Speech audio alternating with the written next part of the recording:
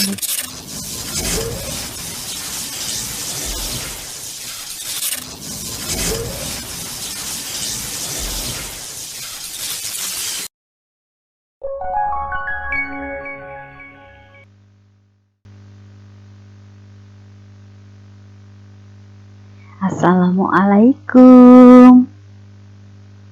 Bagaimana kabarnya? Semoga kalian sehat selalu ya, dan tetap semangat walaupun belajar dari rumah. Oke?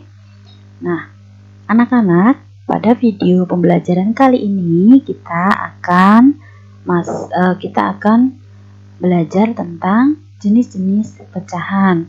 Walaupun minggu kemarin kita sudah mempelajari beberapa jenis pecahan, yaitu pecahan apa, masih ingat nggak? Pecahan biasa dan pecahan campuran. Nah, hari ini kita akan belajar tentang jenis pecahan yang lainnya, yaitu apa yo? Pecahan desimal. Siap ya? Apa sih pecahan desimal itu? Pecahan desimal adalah bentuk pecahan dengan tanda koma sebagai pemisah. Jadi kalau pecahan biasa itu kan ada per gitu ya. Nah, kalau untuk pecahan desimal itu nanti ada komanya. Nih contohnya seperti ini. 0,25, 0,75, 0,125 gitu ya. Nah, sebelum kita lanjutkan ke pecahan desimal, kita akan bahas dulu nilai tempat. Masih ingat nggak? Dulu mungkin di kelas 2 atau di kelas 3, kalian sudah belajar tentang yang namanya nilai tempat. Masih ingat? Contohnya itu seperti ada nilai tempat ribuan, kemudian ada nilai tempat ratusan, kemudian ada nilai tempat puluhan, kemudian ada nilai tempat satuan. Nah, ingat dulu sebentar ya, nanti soalnya ini ada hubungannya dengan pecahan desimal yang akan kita pelajari. Nah, misalnya Miss Intan punya bilangan 456. Nah, coba kita cari bersama nilai tempatnya itu berapa? Coba kita mulai dari angka 4. Nilai tempatnya berapa sih? Nah, benar, nilai tempatnya adalah ratusan. Ini Miss Intan tulis seperti ini ya, biar kalian tahu ratusan itu maksudnya seratusan gitu. Kemudian 5 itu nilai tempatnya berapa? Coba siapa yang bisa? Jawab ya. Berapa? Iya, betul. Puluhan. Sedangkan 6 itu nilai tempatnya adalah satuan. Nah, di kelas 4 ini ternyata nilai tempat yang terkecil itu tidak hanya sampai dengan satuan saja. Nah, ini misalnya koma ya. Nah, ternyata di belakang satuan itu masih ada bilangan-bilangan yang mengikuti dan mempunyai nilai tempat. Misalnya Miss Intan punya angka atau bilangan 1, 2, 3 di belakang koma. Di belakangnya 456. Nah, ini dibacanya 456,123 ini ya. 1, 2, 3 juga boleh bacanya. Nah, sekarang berapa sih nilai tempatnya 1? Berapa sih nilai tempatnya 2? Berapa nilai tempatnya 3? Nah, sekarang kita kembali dulu ke sini dulu. Ke ratusan dan ke puluhan. Ternyata dari ratusan mundur ya, ke puluhan itu dibagi dengan 10. Kemudian dari puluhan ke satuan itu juga dibagi dengan 10. Nah, 100 dibagi 10 kan nih jadinya 10 atau puluhan. 10 dibagi 10 dapatnya 1, jadi satuan gitu ya. Nah, sekarang berarti kalau angka 1 berarti Bagaimana, Miss? Kan gitu ya. Nah, berarti untuk nilai tempatnya 1 atau satu angka yang di belakang koma itu adalah satuan. Ini satuan dibagi 10. Berapa 1 dibagi 10? 1/10. Ya. Ingat-ingat, satu angka di belakang koma, ini namanya di belakang. 1, 2, 3 itu namanya di belakang koma ya. Kemudian nilai tempat 2 berarti 1/10 dibagi dengan 10 lagi. Berapa? 1/100. Kemudian untuk nilai tempatnya angka 3 itu berarti 1/100 dibagi 10 atau 1/1000. Nah, nanti kalau misalnya di belakang angka 3 itu ada angka lainnya, itu berarti nanti 1/10.000, 1/100.000 dan selanjutnya gitu ya. Nah, yang akan kita pelajari kali ini hanya sampai 1/1000 ya. Paham ya sampai sini ya. Jadi diingat-ingat, kalau ada satu angka di belakang koma itu berarti per 10. Kalau ada 2 angka di belakang koma itu berarti per 100. Kalau ada 3 angka di belakang koma itu berarti per 1000. Ini nanti fungsinya untuk ketika kalian mengubah pecahan desimal menjadi pecahan biasa. Ini konsep ini harus diingat-ingat ya. Nah, ini tanda koma ini berfungsi untuk memisahkan bilangan bulat dan pecahannya. Jadi 4, 5, 6 itu termasuk bilangan bulat. Sedangkan yang di belakang koma ini adalah pecahan. Nah, nanti kita akan lihat bagaimana cara mengubah pecahan desimal menjadi pecahan biasa. Mengubah bilangan desimal menjadi pecahan biasa. Nah, sebelumnya ini ada contohnya. Nah, untuk mengubah pecahan desimal menjadi pecahan biasa, kalian harus tahu nilai tempatnya dulu. Ini ada contoh 0,4. Nah, 0 ini tadi posisinya ada di angka berapa? Tadi masih ingat nggak? Ada di angka 6 atau satu angka di depan koma ya. Berarti dia adalah satuan atau atau satuan ya. Kemudian 4 itu satu angka di belakang koma. Berarti 4 itu adalah 1/10. Nah, ini masih kalian harus ingat-ingat yang konsep yang tadi ya. Jadi kalau satu angka di belakang koma itu adalah 1/10, maka bisa kita tulis pernya atau penyebutnya adalah per 10 karena kita lihatnya dari angka yang paling belakang. Angka yang paling belakang itu 4. Nah, 4 itu nilai tempatnya berapa? 1/10. Nah, kita ambil penyebutnya menjadi 10 gitu ya. Nah, kemudian tinggal kita pindahkan angka 4-nya menjadi pembilang. Nah, udah selesai. Caranya hanya seperti itu. Nah, ini kalau misalnya 4/10 bisa disederhanakan, silahkan disederhanakan ya. Kemudian misalnya juga punya contoh lagi. Ini misalnya 4,75. Nah, coba berarti 4-nya nilai tempatnya berapa? Masih satuan. Kemudian 7-nya berarti 1/10, 5-nya berarti 1/100. Nah, coba yang kita ambil sebagai penyebutnya itu yang berapa? Satuankah? 1/10kah? Atau 1/100?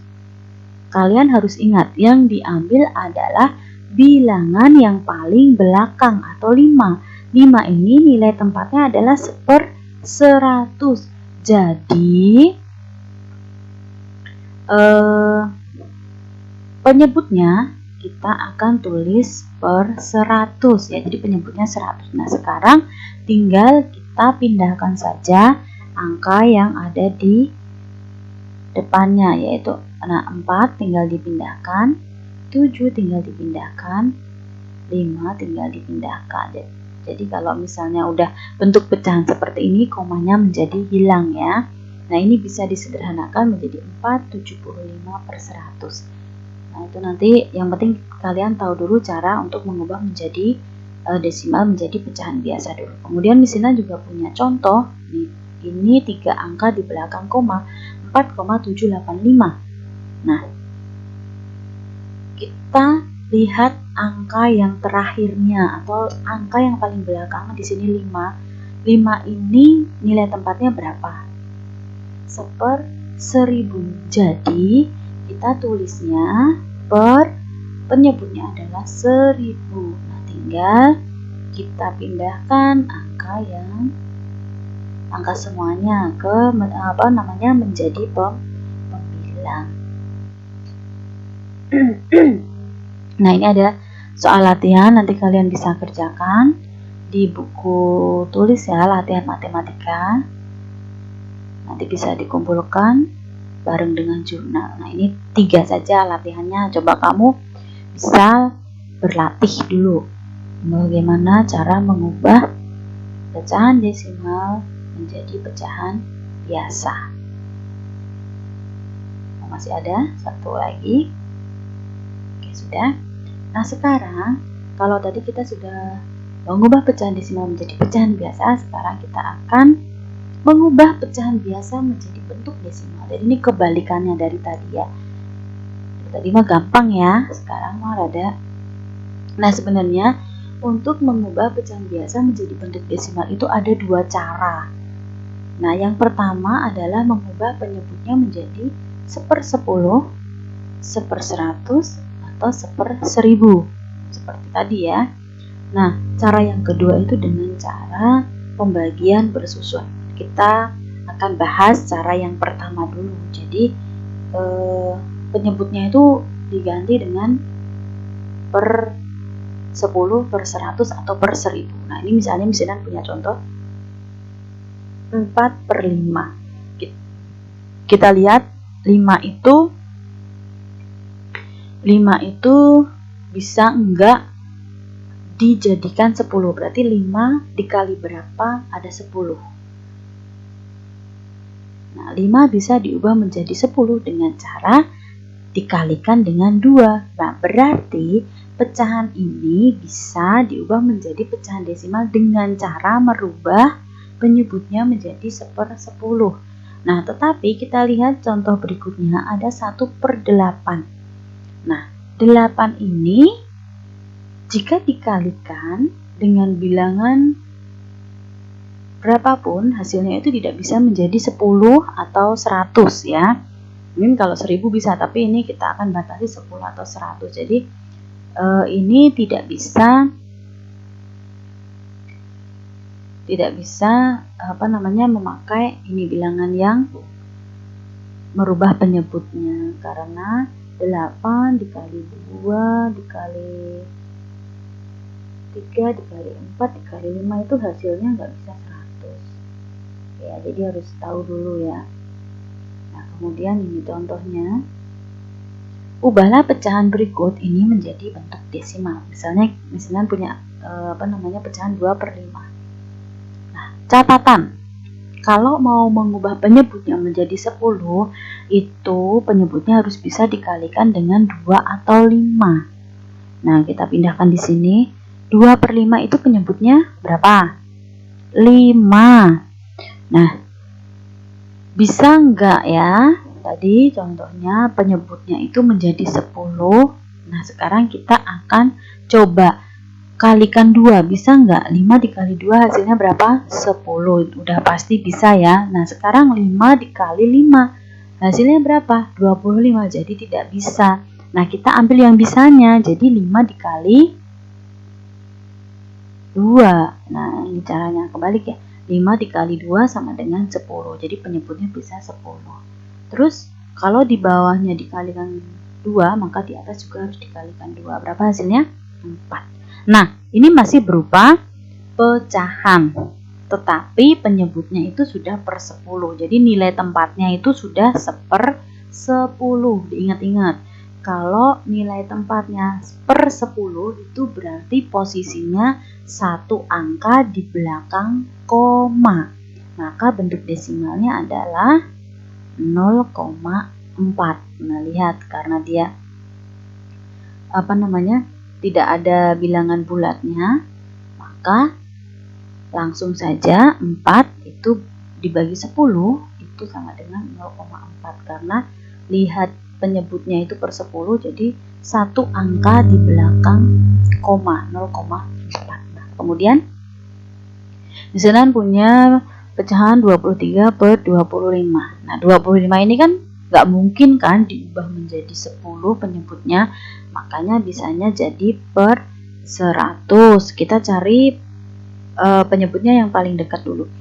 Nah, kalau untuk mengubah penyebut menjadi 100 itu bisa dikalikan dengan salah satu angka 2, 4, 5, atau 25.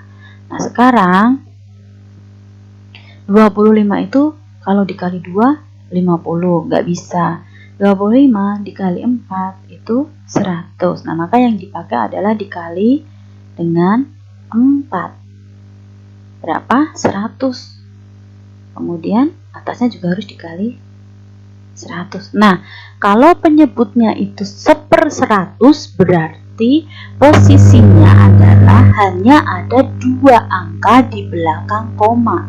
Maka kita akan 112 ini berarti yang mana? Komanya ditaruhnya di mana? Di antara 1. Nah, ingat, berarti harus 2 angka di belakang koma karena dia penyebutnya adalah per 100. Paham ya? Kalian bisa ulang lagi video Miss Intan supaya lebih paham. Nah, contoh yang ketiga adalah bilangan 5/8. Kalau 5/8 tadi tidak bisa menjadi per 10, maka penyebut 8 ini bisa menjadi per 1000. Nah, kalau untuk per 1000 kita bisa kalikan dengan 2, 4, 5, 8, atau 125. Tapi kalau misalnya penyebutnya 8 itu kan nggak mungkin ya dikali 2, 4, 5, 8 kan nggak nyampe 1000 ya. Berarti yang memungkinkan hanya 125. Kita pindah dulu di sini. Nah, berarti 8 dikali 125 itu sama dengan 1000. Kemudian 5 kali 125 itu adalah 625. Ingat, kalau nilai tempatnya atau penyebutnya itu per 1000, maka ada berapa angka di belakang koma? 3 angka di belakang koma. Jadinya bagaimana? Ayo. Karena di situ ada 625, maka kita akan maju 3 komanya. Jadi 0,625. Nah, ini soal latihan, nanti bisa dikerjakan di buku latihan matematika. Ya, silakan buat latihan. Nah, kemudian cara yang kedua, kalau tadi cara yang pertama itu adalah mengubah penyebutnya menjadi per 10, per 100, atau per 1000. Nah, cara yang kedua seperti Miss Intan tadi bilang adalah dengan cara pembagian bersusun. Sudah bisa atau belum?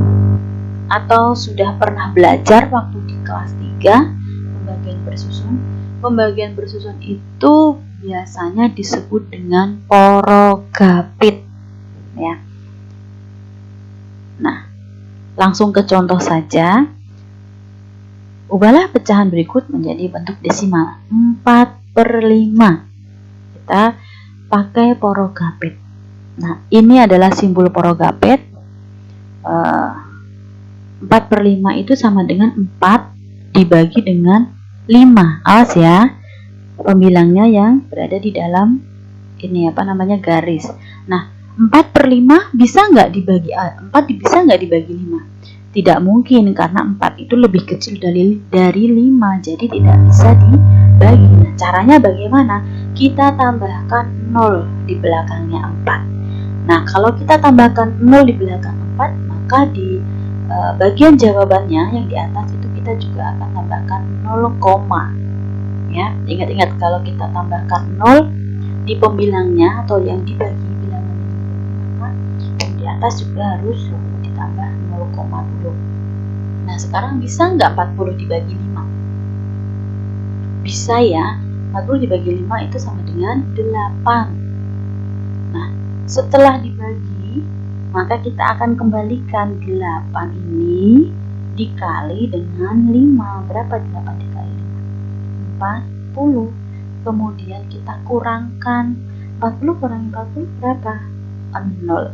Nah, jadi 4/5 itu bentuk desimalnya adalah 0,8. Kita ambil yang ini. Ini adalah tempat jawabannya. Oke. Misalnya lagi, ada 3/4. Kita porogapit ya. Bagian bersusun. 3 dibagi 4 itu tidak mungkin karena 3 lebih kecil dari 4. Nah, tadi caranya bagaimana? Kita tambahi dengan 0 di belakang 3. Kemudian di atasnya kita tambahin dengan 0, 30 dibagi 4 bisa? Atau yang mendekati 30 bisa nggak? Berapa? 4 kali berapa? Yang mendekati 3 yang mendekati 30? 7. Nah, 7 dikali 4 dibalikin lagi ya, setelah dibagi kita balikin lagi. 7 dikali 4 adalah 28. Kemudian dikurangi. Berapa? 30 kurangi 28, 2. 2 masih bisa dibagi 4 nggak? Ini karena ini masih ada sisa ya. Maka kita tambahkan lagi nolnya. Nah, untuk yang kedua ini kalian tidak perlu menambahkan 0 di bagian jawaban ya. Hanya tambahkan saja di sisanya tadi. 20 dibagi 4 berarti 5. 5 dikali 4, 20. Nah, 0 ya, 20 kurangi 20. Jadi hasilnya itu 0. Kalau 0 itu biasanya apa? Tapi bisa juga masih ada sisa. Nah, 3/4 berarti bentuk desimalnya adalah 0,75. Paham nak?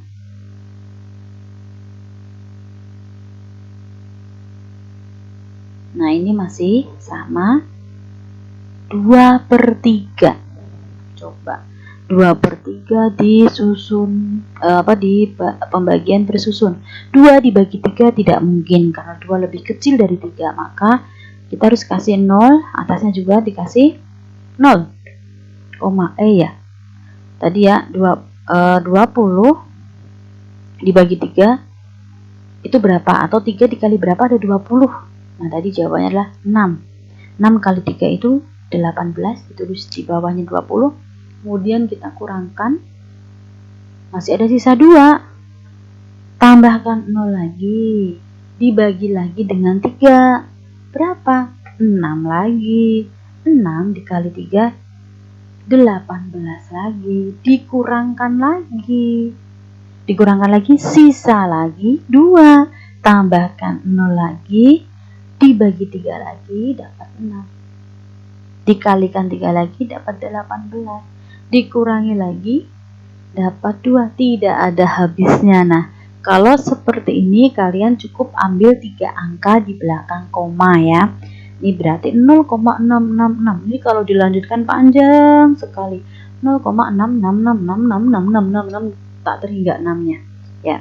Nah, jadi kita harus batasin sampai 3 angka di belakang koma atau per ribuan ya. Nah, 0,66 ini jadi 2/3 itu bentuk desimalnya 0,66. Nah, 0,66 ini bisa dibulatkan atau ditaksir ya. Nanti setelah pecahan kita akan belajar tentang taksiran. Ini hanya sekilas saja. Dibulatkan 2 angka di belakang koma. Caranya bagaimana? Nah, jika angka yang paling terakhir ini 6 yang paling terakhir ini, 6 yang paling terakhir ini atau angka yang paling terakhir kurang dari 5, maka pembulatan diambil dari angka sebelumnya. Misalnya angka terakhirnya ini adalah 3. Berarti misalnya 0,663 gitu ya.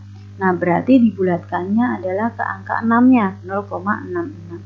Tapi karena di sini 6 itu lebih dari 5, maka diambil angka setelahnya, yaitu berapa angka setelah 6?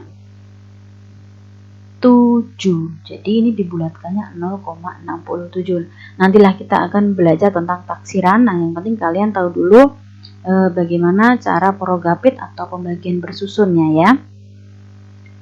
Nanti kalian harus banyak latihan. Nih, nanti kalian kalau misalnya mengerjakan latihan tidak usah dibulatkan dulu juga nggak apa-apa. Ini hanya untuk pengetahuan saja. Nanti kita akan pelajari di bagian taksiran. Nah, ini ada soal latihannya di buku 3 serangkaian matematika halaman 28 nomor 1 sampai 10 disalin di buku latihan matematika, nanti dikumpulkan bersama jurnal terus bersama dengan buku latihannya gitu ya. Gak usah dikirim ke email misimannya. Oke. Sampai di sini pertemuan kita hari ini anak-anak. Semoga apa yang sudah Miss Inan sampaikan ini bisa memberikan informasi baru, kalian bisa lebih mengerti tentang bagaimana mengubah pecahan desimal menjadi pecahan biasa dan sebaliknya ya. Nanti kita akan satu lagi jenis pecahannya yaitu persen, tapi nanti kita ulas minggu depan saja. Oke. Sampai di sini pertemuan kita hari ini. Wassalamualaikum warahmatullahi wabarakatuh.